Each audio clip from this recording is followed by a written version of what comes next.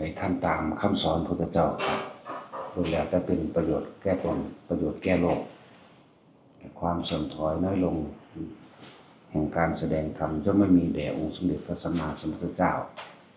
ความเสื่อมถอยน้อยลงแห่งการค้นขวายในสิ่งที่จะเป็นประโยชน์แด่หมู่สัตว์ย่อมไม่มีแด่องค์สมเด็จพระสัมมาสัมพุทธเจ้าความเสื่อมถอยน้อยลงในการที่จะขนขวายหรือแนะนำหมู่สัตว์ให้เข้าสู่หนทางแห่งพระนิพพานย่อมไม่มีแด่องค์สมเด็จพระสัมมาสัมพุทธเจ้า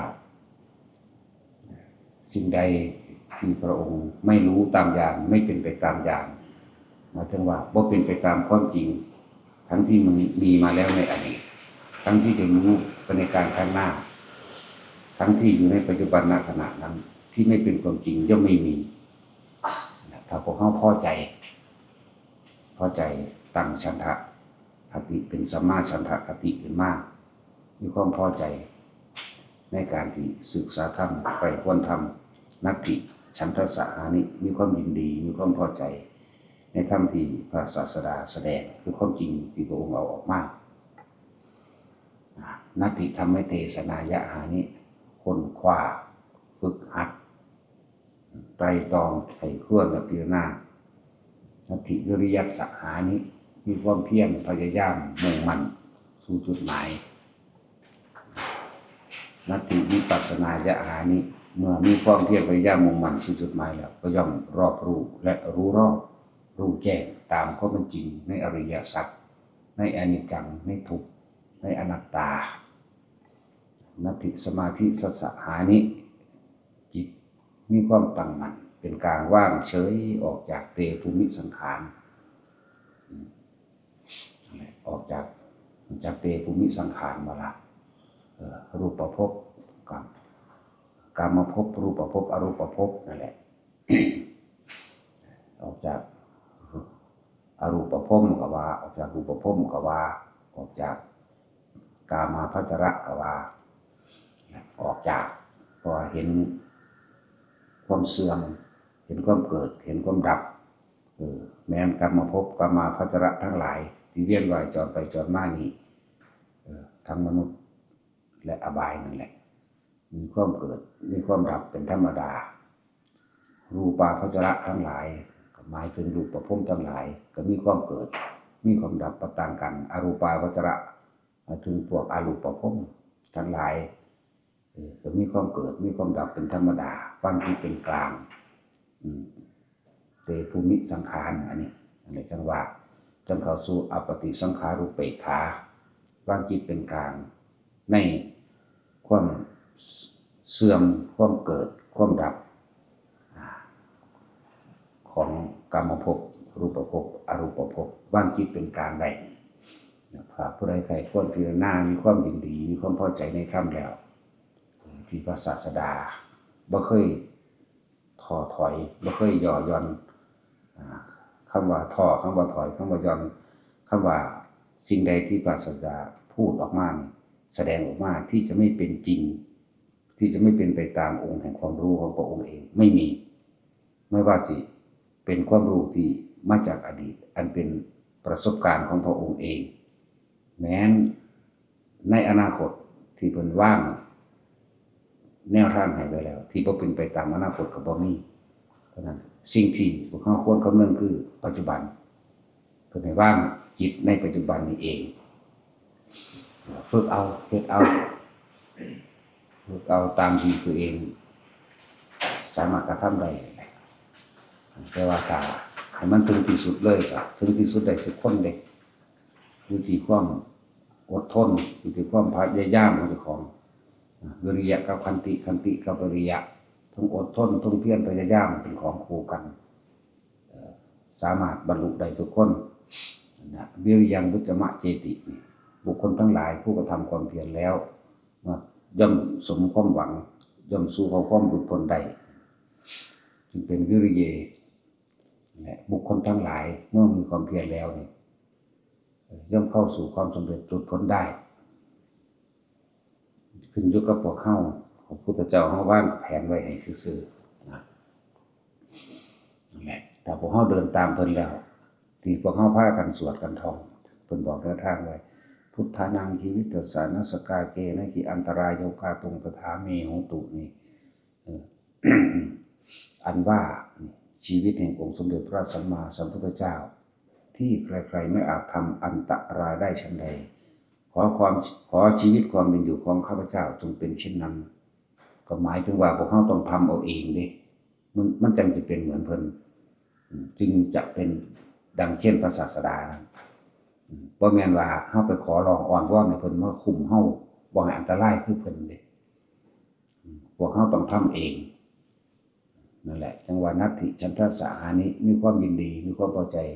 ในธรรมที่พระศาสดาแสดงไว้ความเสื่อมถอยในโลกย่อมไม่มีแดะแห่งการแสดงธรรมกับองค์สมเด็จพระสัมมาสัมพุทธเจ้าคือการแสดงความจริงนั่นแหละที่เพิ่นออกมาแสดงอยู่เลยสิ่งใดที่บ่เป็นประโยชน์เพิ่นบ่แสดงสิ่งใดที่เป็นประโยชน์และประโยชน์ของพระพุทธเจ้าเน้นทางความหลุดพ้นเด้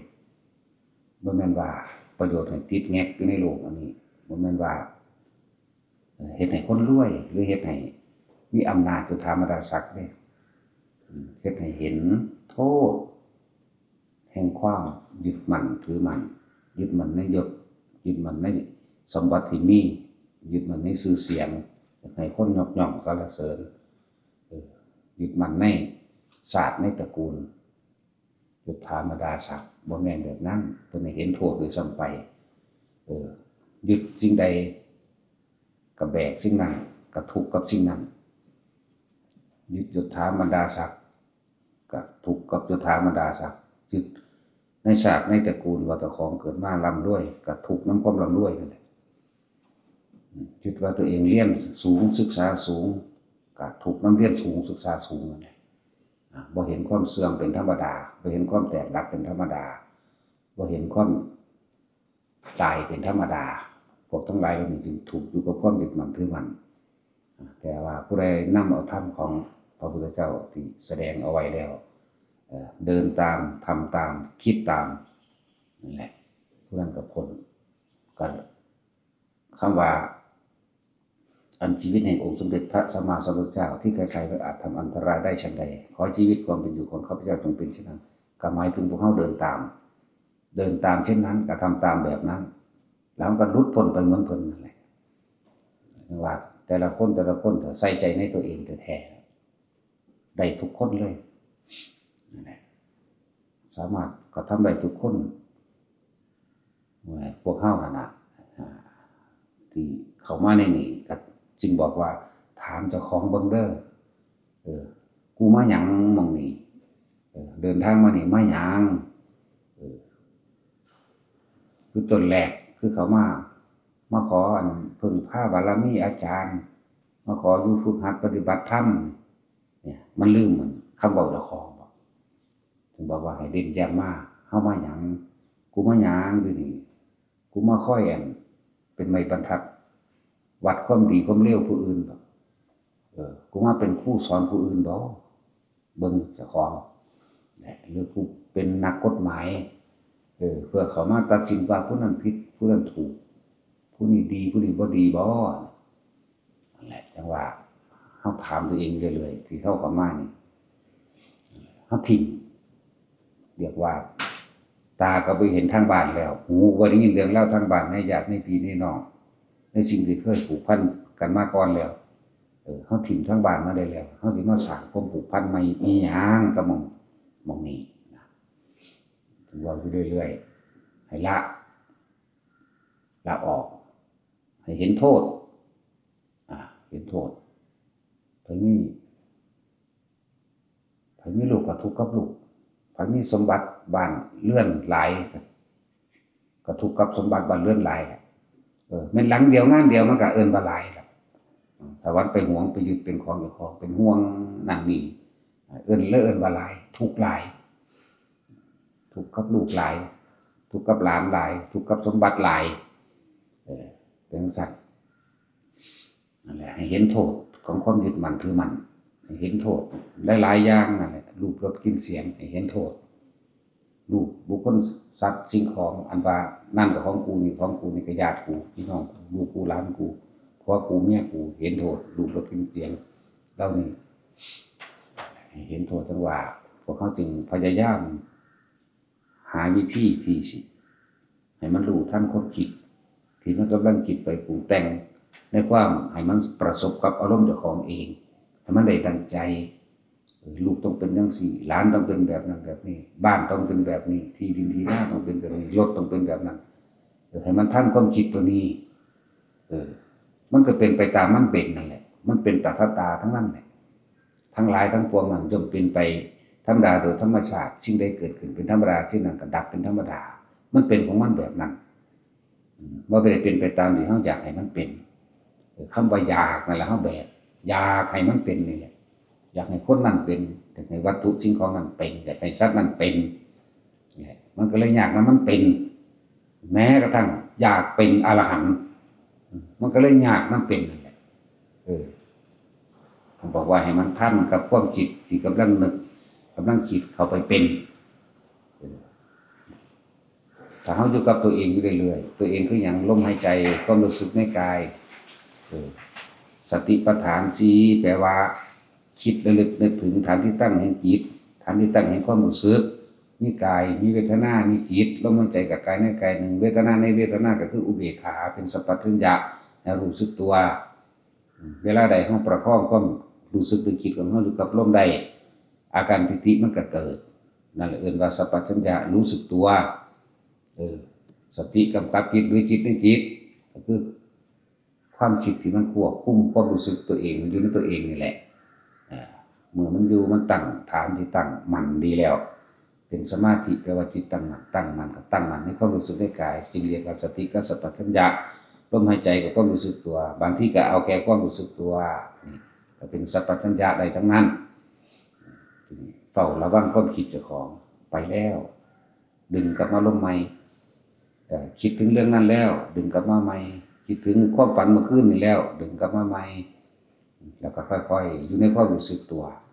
ถ้าความรู้สึกตัวเกิดขึ้นนิ่มนวลกลางหน้าผากมากลางห้องมากลางอกมั่งความคิดไปแล้วแต่ความรู้สึกตัวยังมีอยู่นั่นแหละเฮาสิจับนายช่างผู้สร้างเรือนได้แล้วนะก็คือความคิดนั่นเองเป็นนายช่างสร้างเรือนแล้วมันก็สิคอยแล้วมันก็คิดไปของมันแต่ว่าเฮาบ่ได้คิดไปนำมันนั่นแหละมันเป็นสังขารขันธ์มันเป็นสังขารสัญญามันเป็นสัญชาตญาณอันหนึ่งโดยความเคยชินแล้วเฮาใส่ความรู้สึกตัวเป็นตัวสังเกตความคิดว่าความรู้สึกในตัวเฮาเองบ่ออกไปกับความคิดถ้าความรู้สึกบ่ออกไปจากความคิดอันนั้นแหละอยู่ได้แล้วนั่นแหละเคลื่อนอยู่นั่นแหละวิหารธรรมความรู้สึกยังอยู่นวงอยู่หน้าผากอยู่กลางหัวก็ตามความคิดก็คิดไปปรุงไปแต่งไปนั่นแหละมันก็ค่อยๆฝึกไปทีละขั้นนั่นเองช้าแต่ว่ามั่นคงค่อยๆเฮ็ดไปนั่นแหละทุกคนหลุดพ้นได้ทั้งนั้นสำหรับผู้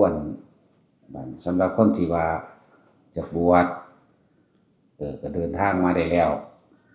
ให้มันทันวันที่3มีนาบวชนาคหลวงพระราชทานนาคหลวงก็คือนาคพระเจ้าแผ่นดินนั่นแหละที่พระเจ้าแผ่นดินอนุญาตเป็นเจ้าภาพมาบวชเองนั่นแหละถ้าผู้ใดอยากนั่นเขาเดินทางมาได้แล้วก็ได้มื้อนั้นแหละวันที่3มีนาเป็นตรงกับวันมาฆะพอดี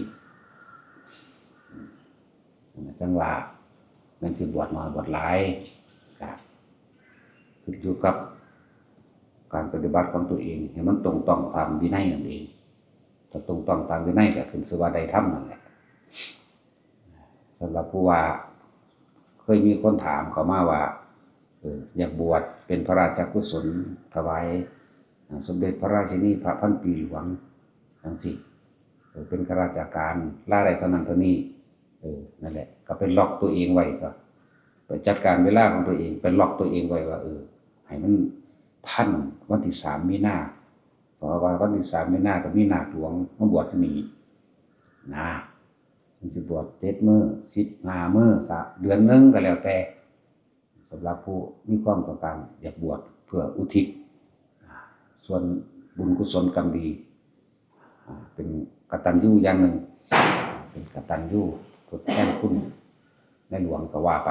ตัวท่านคุณมารดาบิดาเจ้าของก็ว่าไปในทั้งนั้นล่ะพอ